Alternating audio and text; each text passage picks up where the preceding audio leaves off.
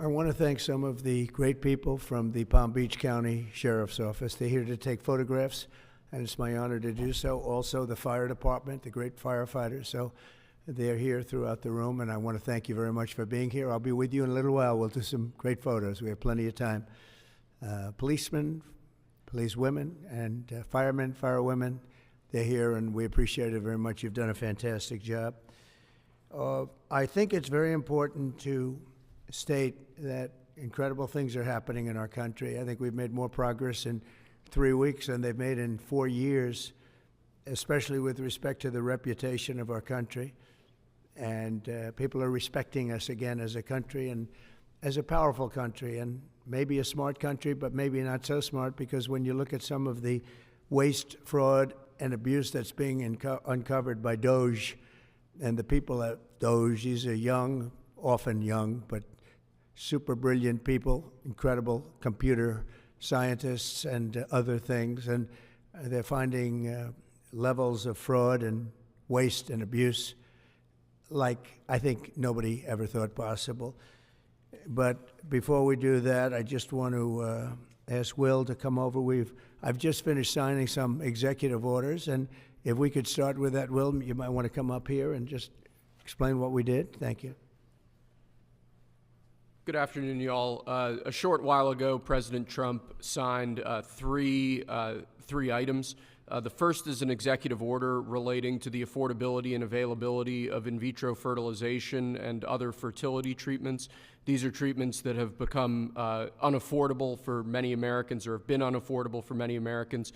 And the executive order is a directive to the Domestic Policy Council to examine ways to make IVF and other fertility treatments more affordable for more Americans.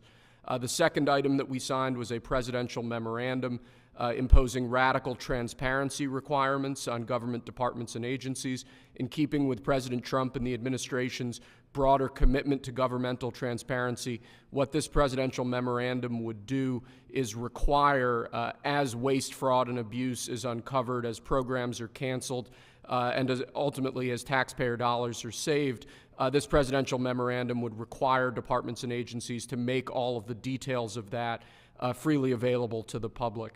Lastly, we have another executive order that President Trump signed relating to independent agencies. This executive order would establish important oversight functions in the Office of Management and Budget and its subsidiary office, OIRA, supervising independent agencies and many of their actions, and also reestablishes the longstanding norm that only the President or the Attorney General can speak for the United States when stating an opinion as to what the law is. Thank you very much, Will. That was the primary purpose of this conference, to explain that they're all very important in their own way. Fertilization, I've been saying that we're going to do what we have to do, and I think the women and families, husbands, are very appreciative of it. But that was it. I do want to say while I'm up here, I've been contacted by some of the biggest companies in the world, and because of what we're doing economically and through tariffs and taxes and incentives, they want to come back into the United States. And we'll be announcing various very large companies, the biggest actually, and they'll be coming back, having to do with chips and having to do also with cars and lots of other things. We're going to be announcing some very, very big, momentous decisions are being made by companies all around the world, the biggest, and they want to come back into the U.S. Car plants are being canceled in other locations now because they want to build them here. And you read about a couple, not that I want to mention names or anything, but you read about a couple of big ones in Mexico just got canceled because they're going to be building them in the United States. And that's very simply because of what we're doing with respect to taxes, tariffs, and incentives. And I think it's a very important thing. And you'll be seeing this over the next probably over the next 2 years, to be honest, but you're going to see a lot of it over the next couple of weeks. A lot of big ones are going to be announcing. And so while we're here, I guess we can take a couple of quick questions. Go ahead, please. Please.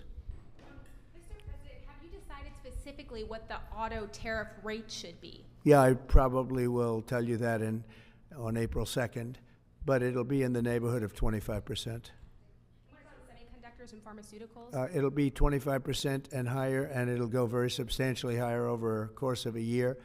But we want to give them time to come in because, as you know, when they come into the United States and they have their plant or factory here, there is no tariff. So we want to give them a little bit of a chance. Yes, thank you. Following up on that, the EU, I'm sorry, Andrea Shalal, the EU representative is going to be here in Washington next week. I'm sorry, tomorrow. He's going to be meeting with Hassett and Greer and Letnick. What can the EU do to sort of avoid the reciprocal tariffs that you've talked about? And, you know, you've talked a lot about the VAT. Do you expect them to reduce that? Well, they did already, as I understand it, reduce their car tariff all the way down to what we have. And a lot of that will take place, and I think some won't do it and some will do it. But the EU had a 10% tax on cars, and now they have a 2.5% tax, which is the exact same as us. So already we've saved a tremendous amount. That would be great. If everybody would do that, then we'd all be on the same playing field. Because essentially what we're doing with the tariffs is, you know, they charge us, we charge them, same amount. And it's called reciprocal, actually. And whatever they charge us, we're charging them. And so the EU is, you know, I appreciate that they did this, but, you know, the EU has been very unfair to us. We have a deficit of $350 billion. They don't take our cars. They don't take our farm products. They don't take almost anything. They take very little. And we're going to have to straighten that out. And we will. I have no doubt about it. Yeah, go ahead, please. Thank you, Mr. President. Could you tell us a little bit more about the Russia talks, your impression of how they went today, and if you're perhaps more confident or less confident of a deal after what happened today? Well, much more confident. They were very good. Russia wants to do something. They want to stop the savage barbarianism. I mean, what's going on over there? It's soldiers are being killed by the thousands on a weekly basis. It's ridiculous. And they're not American soldiers. They're Russian soldiers, and they're Ukrainian soldiers largely, although a lot of Koreans have been killed, as you know. Quite a bit of them have been killed. They came over to fight, and a large portion have been wiped out.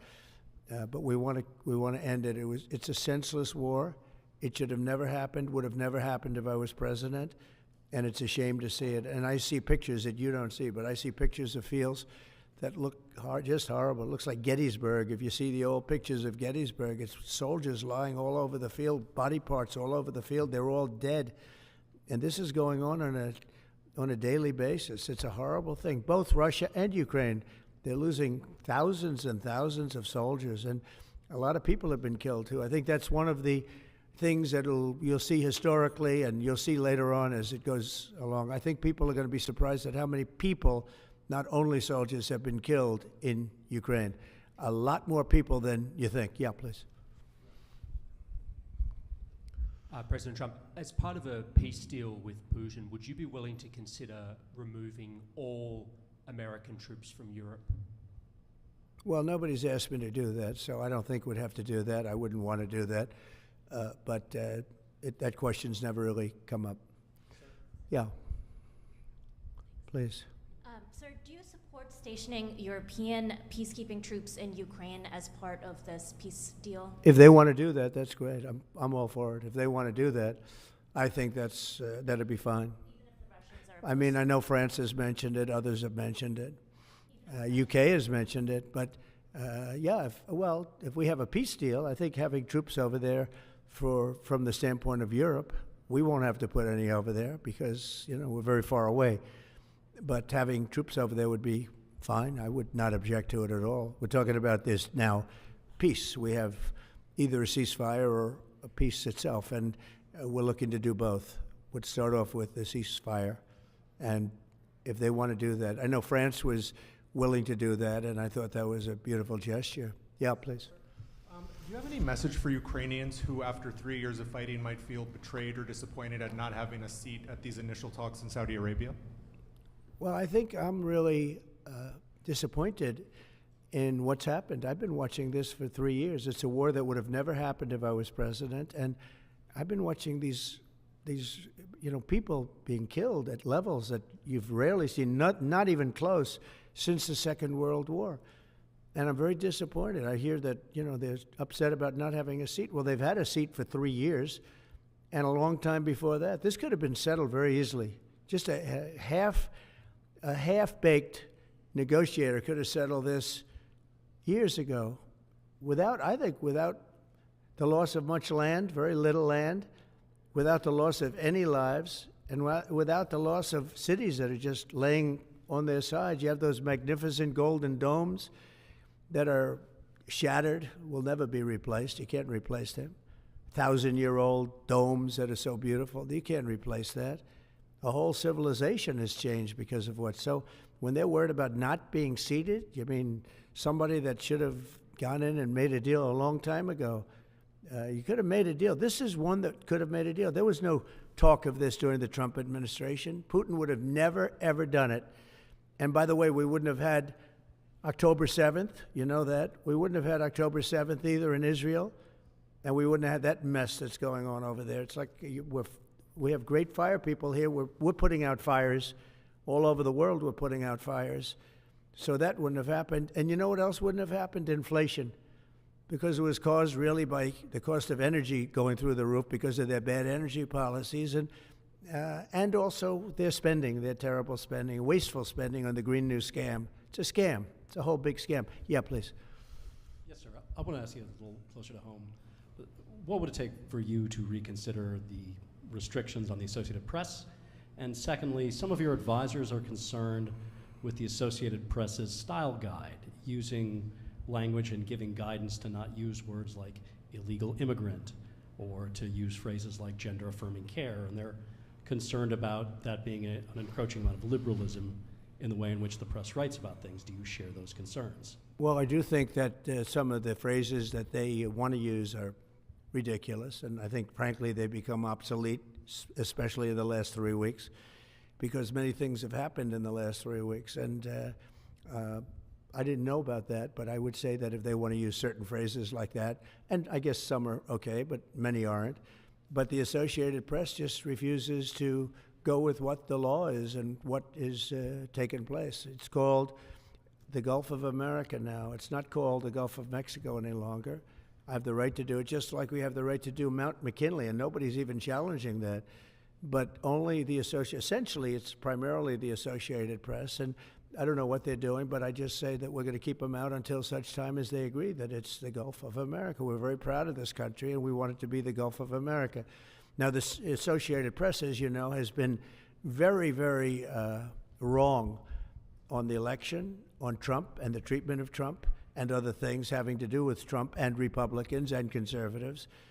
And they're doing us no favors, and I guess I'm not doing them any favors. That's the way life works. But, you know, thank you for the question. Who are you with? Very good question. Thank you. Yes. We're hearing that Russia wants to force Ukraine to hold new elections in order to sign any kind of a peace deal. Is that something that the U.S. would ever support? Well, we have a situation where we haven't had elections in Ukraine, where we have martial law, essentially martial law in Ukraine, where the leader in Ukraine, I mean, I hate to say it, but he's down at 4% approval rating, and where a country has been blown to smithereens. You got most of the cities are laying on their sides. The buildings are collapsed. It looks like a massive demolition site. The whole, I mean, so many of the cities. I mean, they haven't done it in Kiev because I guess they don't want to shoot too many rockets in there. They've done it 20%, but they haven't done it 100%. If they wanted to do it 100%, it would probably happen very quickly. But you have cities that are absolutely decimated. And yeah, I would say that, you know, when they want a seat at the table, you could say the people have to, wouldn't the people of Ukraine have to say, like, you know, it's been a long time since we've had an election. That's not a Russia thing. That's something coming from me and coming from many other countries also. You know, Ukraine is being just wiped out. Look at what's happening to the cities. There are cities, there's not even a building standing. It's a massive, you talk about Gaza. I mean, it's literally, these cities look like Gaza. Actually, many have, percentage-wise, more buildings knocked down than in Gaza. So, you know, people are tired of it. People want to see something happen. And, you know, the other thing that it's been bothering me for a long time, because I solved the problem with NATO. They paid hundreds of billions of dollars into the funds of NATO when I said you got to pay. because the United States was paying for European countries, and then they take advantage of us on trade. But I've seen it. Look, they have to pay. They have to find out, where is the money going to? We have, I believe President Zelensky said last week that he doesn't know where half of the money is that we gave him. Well, we gave them, I believe, $350 billion, but let's say it's something less than that, but it's a lot. And we have to equalize with Europe, because Europe has given us given a very much smaller percentage than that. I think Europe has given $100 billion, and we've given, let's say, 300 plus, and it's more important for them than it is for us. We have an ocean in between, and they don't. But where is all the money that's been given? Where is it going? And nobody, I've never seen an accounting of it. We give hundreds of billions of dollars. I don't see any accounting. So I want to see peace. Look, you know why I want? Because I don't want all these people killed anymore. I'm looking at people that are being killed, and they're Russian and Ukrainian people, but they're people. Doesn't matter where they're from on the whole planet. And I think I have the power to end this war. And I think it's going very well. But today I heard, oh, well, we weren't invited. Well, you've been there for 3 years. You should have ended it 3 years. You should have never started it. You could have made a deal. I could have made a deal for Ukraine that would have given them almost all of the land, everything, almost all of the land, and no people would have been killed, and no city would have been demolished, and not one dome would have been knocked down. But they chose not to do it that way. And President Biden, in all fairness, he doesn't have a clue. What he was so bad for this. He was so bad, so pathetic, so sad. But with all of that being said, look, it is what it is. When I left, there was no chance that this could have happened. But it happened because we had incompetent leadership at many different levels. But when you see what's taken place in Ukraine with millions of people killed, including the soldiers, millions of people killed, a big percentage of their cities knocked down to the ground. I don't know how anybody even lives there. You know, when they say they took a poll and Zelensky's at 4%, who's living there? You know, I mean, it's hard to believe that people live there.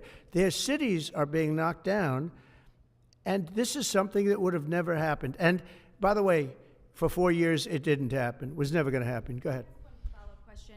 How would you counter the perception, because Russia's pushing for this, obviously, they don't really hold true elections, that would be a capitulation of some sort. How would you guard against potentially Russia installing a puppet government? And then finally, how would that new election have an impact on getting Zelensky to sign the rare earth minerals deal?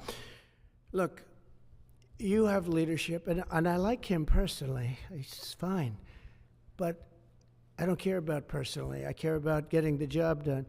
You have leadership now that's allowed a war to go on that should have never even happened, even without the United States. Look, we had a president who was grossly incompetent.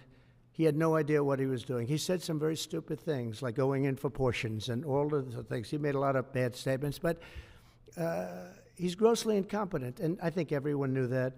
This is something that should have never happened, would have never happened. And I used to discuss it with Putin. President Putin and I would talk about Ukraine. It was the apple of his eye, I will tell you that. But there was never a chance of him going in. And I told him, you better not go in. Don't go in. Don't go in. And he understood that. He understood it fully. But I'm only interested, I want to see if I can save maybe millions of lives. This could even end up in a World War III. I mean, to be honest with you, you've been hearing now Europe is saying, well, I think we're going to go in and we're going to go. All of a sudden, you're going to end up in World War III over something that should have never happened. And, you know, it's a very sad situation. Yeah, please. In a court filing, the White House said that Elon Musk is not a DOJ employee and has no authority to make decisions. Can you clarify for us today well, Elon what his Musk, exact role is there? Yeah. Elon is, to me, a patriot. So, you know, you could call him an employee, you could call him a consultant, you could call him whatever you want. But he's a patriot. I mean, look at the kind of things. I just said, just write it down, just in case that question got asked, right? And which I'm surprised it took so long, actually. But you know what? Ukraine's a bigger deal because people are dying by the thousands a week, thousands.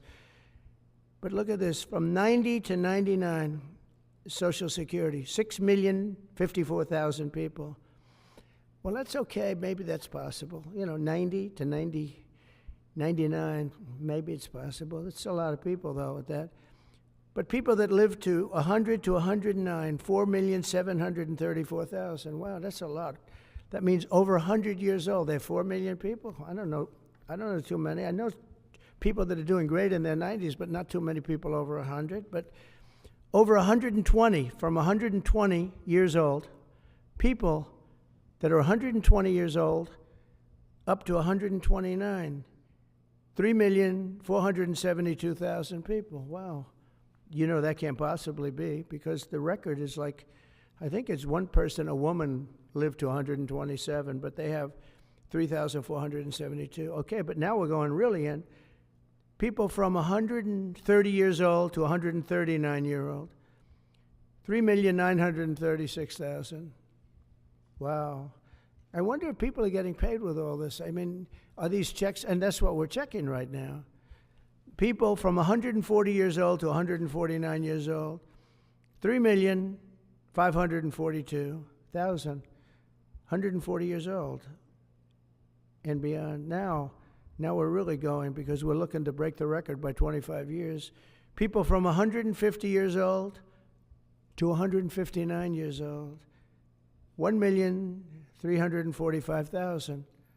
These are in the, by the way, these are in the computer files. This is what they do well. They're super. I asked Elon, who are these Doge people? He said they're super brilliant computer people and they love the country. It's simple. Wait a minute. People from 160 years old to 169 years, 121,000. So 160-year-old people. 170 to 179,000, 6,087. But now, let's go into the real numbers. From 200 to 209 years old, 879 people. From 210 years old, I haven't met any of them. And if I did, I would bless them. I would worship the ground they walk on.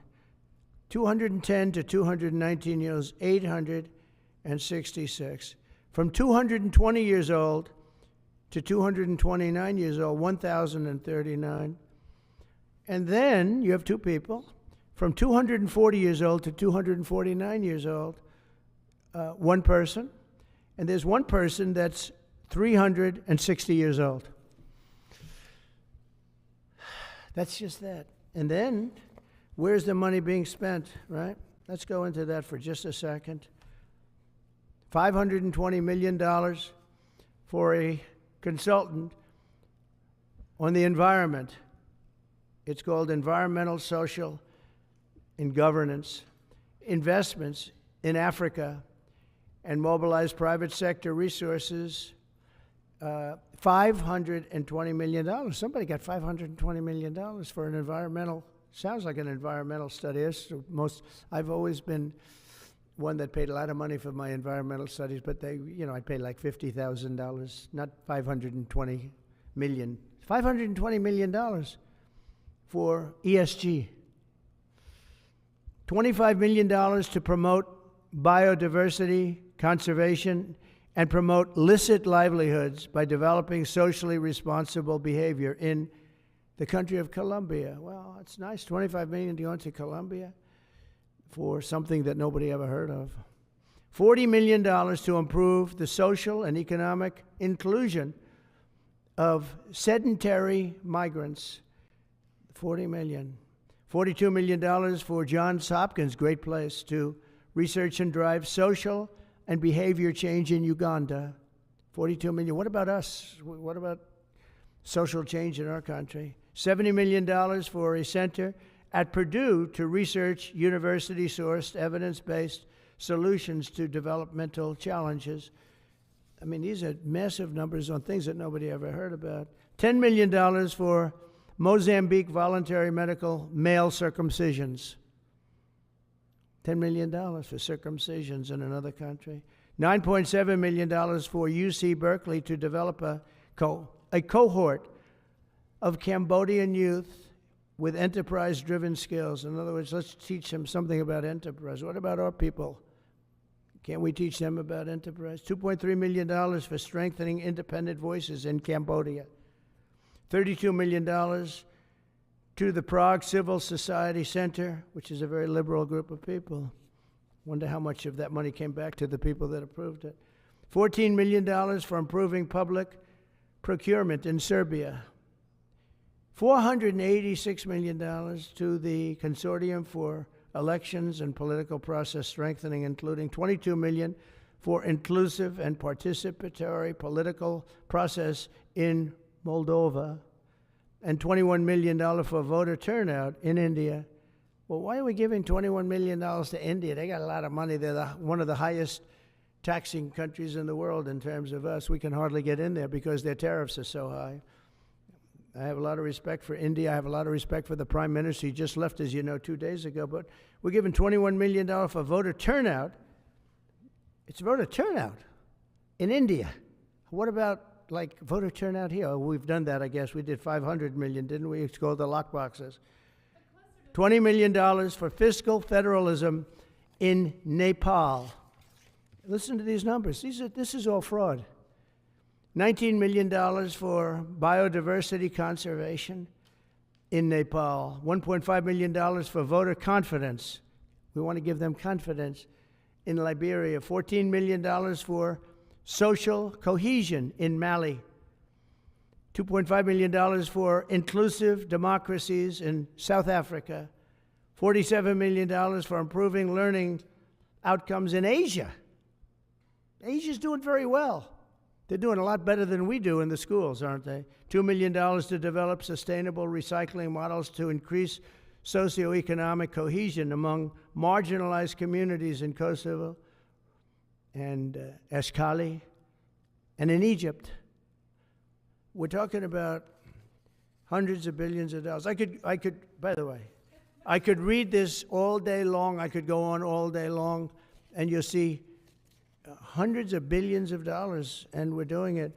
But when I saw the Social Security numbers, I said, wow, that's really something. So we have, let's just go above 100 years old. We have millions and millions of people over 100 years old. Everybody knows that's not so. We have a very corrupt country, and it's a sad thing to say, but we're figuring it out. Now, the good thing about Social Security and what I read is if you take all of those numbers off, because they're obviously fraudulent or incompetent, but if you take all of those millions of people off Social Security, all of a sudden we have a very powerful Social Security with people that are 80 and 70 and 90, but not 200 years old. You know, so it's a very positive thing. How about over here? Yeah, please. Your reaction to Michelle King, the head resigning after the DOJ? Who resigned? The head of Social Security. I don't know. I mean, I resigned or got fired. I think got fired. You know, when you fire somebody, they always resign, and then they say, we resigned. But when you have numbers like that, I think really it's got fired. They have to get fired. Who would keep them? How could you have numbers like this? Now, the big thing is, how many of these people got paid? Were they getting paid? Were they getting paid? How many of them were getting paid Social Security? Because if that's the case, it's a massive fraud. We'll have to call those great Palm Beach police into this situation, right? You guys would figure that out very quickly. But how many of them are being paid? I mean, maybe millions of them, but it's a total fraud. Also, a lot of illegal immigrants are in Social Security that shouldn't be there. Yeah, please, go ahead. Mr. President, there was a big wave of probationary federal workers who were fired over the weekend. Some of these workers focused on nuclear weapon security were immediately rehired. Do you have any concerns about how these terminations have No, played out? not at all. I think we have to just do what we have to do. It's, you know, you're gonna. It's amazing what's been found right now. It's amazing. If we feel that in some cases they'll fire people and then they'll put some people back, not all of them, because a lot of people were let go. Don't forget, I got elected on the basis of making our government stronger and smaller, because we have millions of people that obviously they're paying millions of people that shouldn't be paid. And that has also to do with workers. Yeah, please. No, go ahead. Axios, New York Times. Sorry. Mr. President, given your concerns about corruption, you said that if there were any conflicts of interest with Elon Musk, you wouldn't let him anywhere near it. That's right. Doge and SpaceX employees are now working directly at the Federal Aviation Administration and the Defense Department. agencies that have billions of dollars in contracts with Musk's companies or that directly regulate his companies. How is that not a conflict of interest? Well, I mean, I'm just hearing about it, and if there is, and he told me before I told him, but obviously I will not let there be any conflict of interest. He's done an amazing job. They've revealed, in fact, he's going to be on tonight, a big show called Sean Hannity at 9 o'clock, and he's on and I'm on, and we talk about a lot of different things. And any conflicts, I told Elon, any conflicts, you can't have anything to do with that. So anything to do with possibly even space, we won't let Elon partake in that. Yeah, please. On immigration, sir, you said you would be sending the worst of the worst to Guantanamo Bay.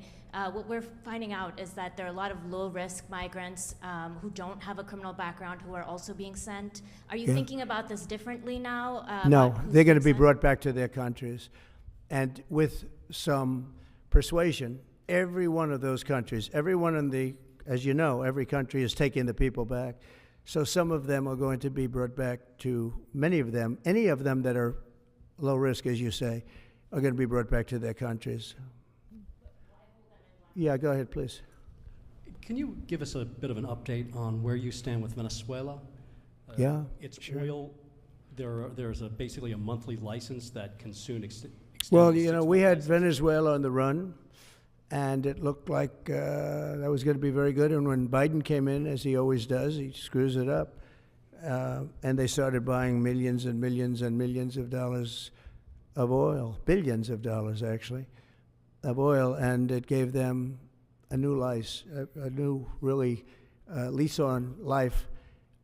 But we'll see. We had some pretty good discussions with a lot of people within our government and the United States government that are involved in that. And Venezuela's a little bit early, but, you know, we were not buying from Venezuela. When Biden came in, for whatever reason, instead of just taking the beautiful, as I call it, liquid gold, we have more than anybody, they started paying a fortune to Venezuela. And we're looking at that, actually. Why did they do that? Why were they doing that? Why would they go to the enemy and give them billions and billions of dollars? Now, with that being said, as you know, Venezuela has said very strongly they will not take any illegal immigrant, any of the people that they sent over to us. They sent their gangs, probably the worst gang anywhere in the world, as bad as MS-13, maybe worse, and they came out of the jails of Venezuela. They emptied their jails into our country, and they said, we'll never take them back. Well, they took them back, and they're taking them back, and they are taking them back rapidly. They were sending a lot of people to Venezuela. They said they wouldn't take them back, and they are taking back. But we're looking at Venezuela very seriously, and we're going to be able to. Don't forget, I've only been here for 3 weeks. Yeah, please. Just a little clarity on, are you inclined to continue to allow Venezuela, through, I think, Chevron and other oil companies, to export those petroleum products, or are you maybe inclined not to pull back on Yeah, maybe not. We're looking at that now. I just got here. When I left, they weren't doing anything. They were ready to go. We give up. And then Biden came along and he gave them literally billions of dollars. I couldn't believe it, actually. And we have so much under our feet, liquid gold. We have so much, and it was pretty amazing. So we're looking at that whole situation, why he did it. All right, how about one more? Yeah, please. Thank you, Mr. President. What can you tell us about the CIA drone flights over Mexico? Is this the next step in the war against the cartels? Well, we're going to see. Should they have authority to take lethal action? Mexico's allowed a tremendous number of people to go through their country into ours, and even people coming from Mexico, and illegals, totally illegal. They've allowed people to empty jails into Mexico and then let them come through with this totally ridiculous open border policy of the Biden administration. So millions of people have come in, and hundreds of thousands, and actually millions, are criminals. They came in from jails all over the world that release them into Mexico, and they come into our country. And they also came in from Canada, by the way, large numbers through Canada. In fact, when we closed up the one border, they came in through the other border. So Canada is not an uninterested party. But I will say this. We're dealing with Mexico. I have a very good relationship with Mexico, but I think Mexico is largely run by the cartels, and that's a sad thing to say. And if they wanted help with that, we'd give them help. But Mexico, if you look at what's gone on with Mexico for years now, but now especially, it's run by the cartels. And they've allowed millions of people to come into our country from jails and prisons of other countries from all over the world, not just South America, Africa, Asia, all over. A lot from the Congo in Africa, a lot. They opened their jails. They came in through Mexico. And we have some of the worst criminals coming in from the Congo and other places. So it's not just South America, and it's not just Venezuela, but they opened their jails. And you know the crime rates in Venezuela and other places all over the world has gone way down. You know why? Because they've given us their prisoners, they've given us their drug lords and their gang members, and it's hard to believe that we accepted this. It's hard to believe that we allowed open borders, and we're taking in, hundreds of thousands and millions of people coming in from all over the world that are absolute stone-cold criminals. In fact, 11,088 murderers, and many of those people have murdered more than one person. Why are they giving us these people, and why are we taking these people under Biden? You had a border czar that never went to the border. Happened to be a vice president, never went to the border, never called the border people. I call them all the time. I speak to them all the time. But here's the good news. We have the most secure border we've ever had right now. As secure and even more secure than I had it 4 years ago. And the Border Patrol's doing incredible. ICE is doing incredible. Tom Homan's unbelievable, and Kristi Noem has been just working very, very hard, very, very hard. And we have the best numbers we've ever had, and we're going to keep it that way. And we're going to find out how a thing like this could have happened to our country, because who would allow this to happen? What they've done to our country is so sad. Thank you very much. Thank you. Thank